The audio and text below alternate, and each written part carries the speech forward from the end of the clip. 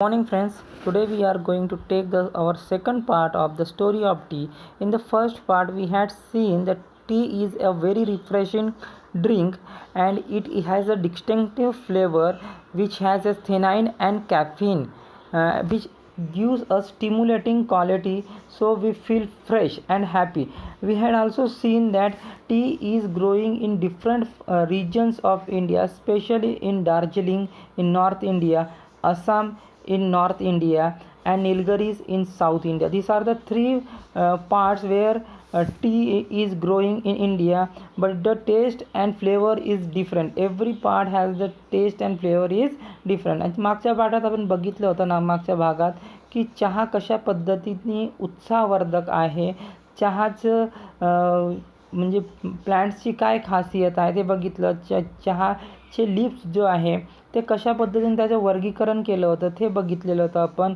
आणि जसं आसामचे चहाची जो पत्ती असते किंवा चहाचे जो पान असते चहाच्या वनस्पतीचे, ते किती मोठ्या साईजने असते ते बघितलं आहे आपण.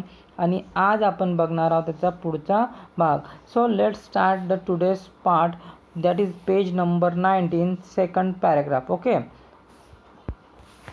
so let's start it.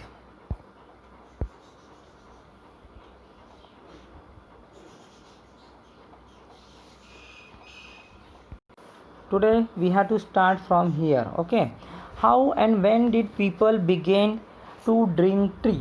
Means how and when म्हणजे कसं आणि कधी लोकांनी सर्वात पहिले चहा प्यायला सुरुवात केली.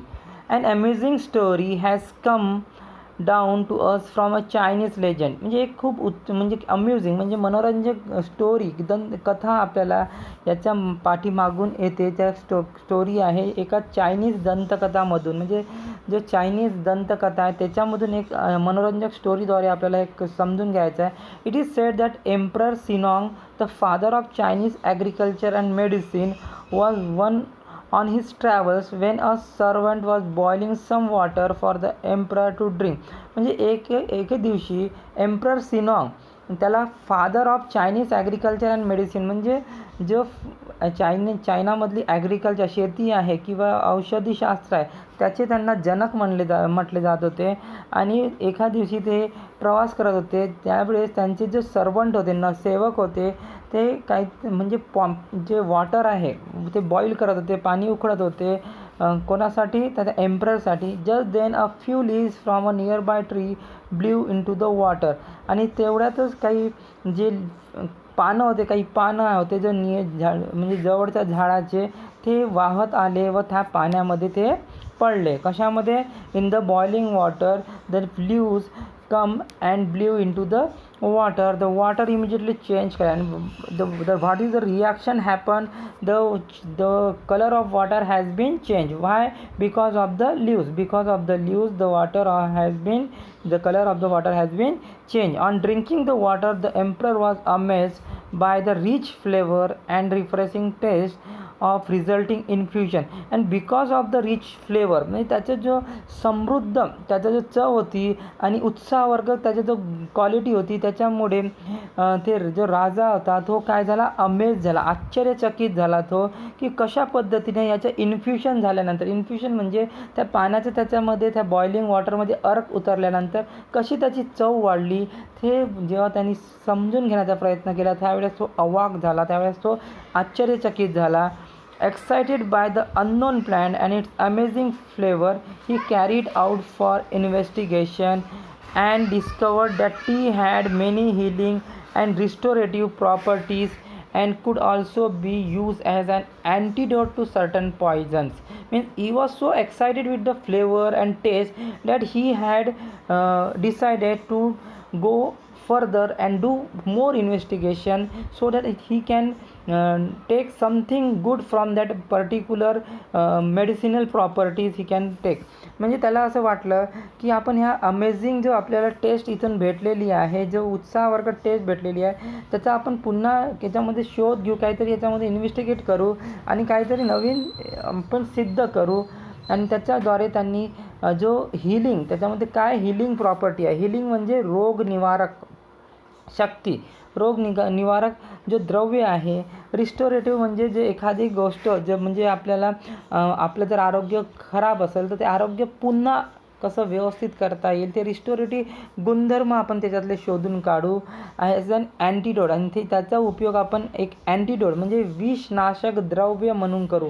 कसं अँटीडोट म्हणजे काय होते, विषनाशक द्रव्य. त्याचा उपयोग म्हणजे टू सर्टन पॉयझन, भरपूर जो विष आहे त्याच्यावर त्याचा उपयोग अँटीडोट म्हणून करू. म्हणजे विष निवारक द्रव्य म्हणजे एवढं जास्त ताकद त्या टीच्या लिव्समध्ये आहे असं त्यांना सिद्ध करायचं होतं. आणि you know that tea has an very good medicinal properties. We already had seen in this paragraph how he wanted to do some discoveries and he wanted to discover an antidote on the several poisons so that it will be benefited to the humankind. Okay, yet another legend, आणखी एक महानुभव, tells us that it was a Buddhist monk named Bodhidharma was the first to use tea as drink. म्हणजे पुन्हा एक दंतकथा आहे, एक महामानव आहे, त्यांनी it was a Buddhist monk. तो एक बुद्धिस्ट भिक्षू होता, त्याचं नाव बोधिधर्म होतं. आणि त्यांनी सर्वात पहिले टी ॲज अ ड्रिंक म्हणून त्याला ओळख दिली. चहाला एक ड्रिंक म्हणून, पेय म्हणून ओळख दिली. He was keen to find a herb म्हणजे औषधी गुण, म्हणजे काय औषधी वनस्पती, or a medicinal plant which would help him stay awake and alert for long period of time and in prayer and meditation. he was keen, तो खूप तीव्र त्याची इच्छा होती की ते जो हर्ब आहे, ते जो औषधी वनस्पती आहे किंवा मेडिसिनल प्लांट आहे त्याचा उपयोग आपण आपल्याला जास्त काळ आपण स्वतःला जागे ठेवण्यासाठी, जागरूक ठेवण्यासाठी करू शकतो. कधी जेव्हा आपण कोणती प्रार्थना करत आहोत किंवा मेडिटेशन ध्यान करता त्यावेळेस आपण जास्त वेळ त्याचं चिंतन करू शकू. त्याच्यासाठी हे जे वनस्पती आहे त्याचा औषधी गुणधर्म आपल्याला जास्त काळ काय करू शकते, अवेक ठेवू शकते. अवेक म्हणजे जागरूक ठेवू शकतो, आपल्याला जागे ठेवू शकतो असं त्याचं म्हणणं होतं. After considerable search and trial, भरपूर त्यांनी त्याचा शोध घेतला, त्याच्यावर परीक्षण केलं. ट्रायल म्हणजे परीक्षण करणे. He found that the chewing leaves from the tea shrub acted as a stimulant helping him stay awake. म्हणजे भरपूर त्याने शोध आणि परीक्षण केल्यानंतर त्याला असं लक्षात आलं की जे आपण याचे पानं खातो ह्या वनस्पतीचे, टी श्रब ॲक्टेड, आणि ते कशाचं काम करते, ॲज अ स्टिम्युलंट म्हणजे एक उत्तेजना आपल्याला देते, आपल्याला एक उत्साह देते आणि आपल्याला ते जागं ठेवण्याचं काम हे पानं करतात जर आपण त्याला चावून खाल्लं. It was he who introduced tea among his disciples in China, and he was the only person who had introduced tea among his disciples. त्याच्या शिष्यामध्ये त्यांनी पहिल्यांदा ह्या चहाचं जो म्हणजे इंट्रोडक्शन केलं, त्यांना सांगितलं याच्याबद्दल. It is said that Japanese priest studying under Buddhist teacher in China carried tea seeds and leaves back home with them. Means असं म्हटलं जाते की जे जापनीज साधू, जो संत लोक होते, जो बुद्धिस्ट टीचरच्या अंडरमध्ये शिकत होते चायनाच्या, त्यांनी काय केलं, जाताना इथून जे टी सीड्स होते, जे चहाच्या बिया होत्या आणि त्याची पानं होते, ते त्यांच्यासोबत जपानला घेऊन गेले. तर अशा पद्धतीने चहाचं जो वनस्पती होते एका देशापासून दुसऱ्या देशापासून तिसऱ्या देशात गेलं. आणि नाव you know tea is famous all around the world. Tea is known in all around the world, in every part of world. Tea is a drink as known as a very popular drink, as also known as refreshing drink. Turkish traders also began to bargain for tea on the border of Mongolia. मग जे Turkish व्यापारी होते ते पण चहाचं जो वनस्पती होती त्याचे बार्गन करत होते. बार्गन म्हणजे मोलभाव करत होते on the border of Mongolia. In fact the story go that Chinese emperor ह्यूशुंग was so taken up with the tea that he set up a research into the best tea whisking method. And also hosted T making and T testing tournament. Means एक राजा होता तिथला चायनाचा, त्याचं नाव होतं हू सुंग. तो एवढा जास्त चहाच्या शोधाने प्रभावित झाला की त्यांनी त्याच्यावर एक टुर्नामेंट ठेवली. त्याच्यामध्ये चहा मेकिंग म्हणजे चहा बनवण्याची त्यांनी एक काय केली, चहा बनवण्याची व त्याचे टेस्ट करण्याची त्यांनी एक स्पर्धा आयोजित केली, ज्याच्यामध्ये the best T whisking method म्हणजे सर्वात चांगली जो आपण विस्क म्हणजे एकत्रित करून कुठलं पण म्हणजे जे पदार्थ एकत्रित करून बनवल्यानंतर जे टेस्ट त्याच्यामध्ये येईल त्याला विस्किंग मेथड असे म्हटलं जातं. तर त्याची त्यांनी एक टुर्नामेंट भरवली. So T minded was he म्हणजे किती तो चहाबद्दल त्याचं आकर्षण होते हे त्यातून दिसून येते. That he fail to notice that Mongolia had actually taken over his empire. आणि त्याचं हे लक्षात नाही आलं तो चहाचा मागे एवढा वेडा होता की त्याचा जो पूर्ण एम्पायर होता, त्याचं जो साम्राज्य होतं ते मंगोलियानी आपल्या हातात घेऊन घेतलं होतं. म्हणजे तो त्याच्या मागं एवढा वेडा होता की त्याला चहाच्या शिवाय काहीच दिसत नव्हतं आणि त्याच्यामुळे त्याचं राज्य त्याला गमवावं लागलं होतं. पुढे बघू आपण. Tea thus the habit of drinking tea spread to Japan, Europe, England, and where it became a fashionable and popular drink among the people. Now, the habit of drinking tea spread to Japan, Europe, and England. All over the world it is spreading, and it became a fashion and popular drink among the people. लोकांमध्ये ते एक म्हणजे खूप प्रसिद्ध drink म्हणून ओळखीस आलं.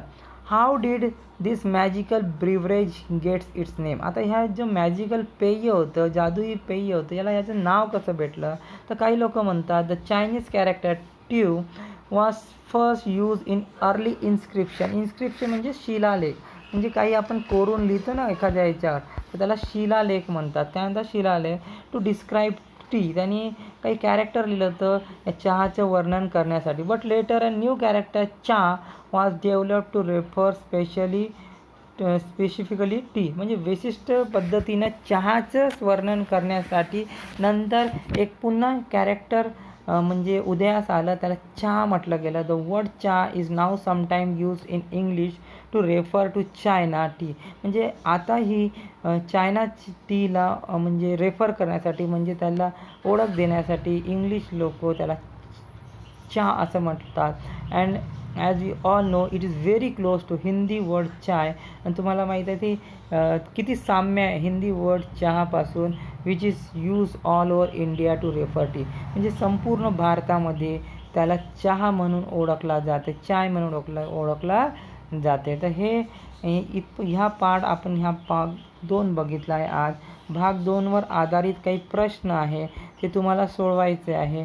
प्रश्न जसं आपण इथं पहिल्या पाठावर बघितलं तसेच प्रश्न आहे. Who was emperor Shennong. Emperor Shennong कोण होता त्याच्याबद्दल माहिती लिहायची आहे. Who was emperor Shennong. So we had already learned about Emperor Sirong, and you have to take the help of the paragraph and you have to write the answer.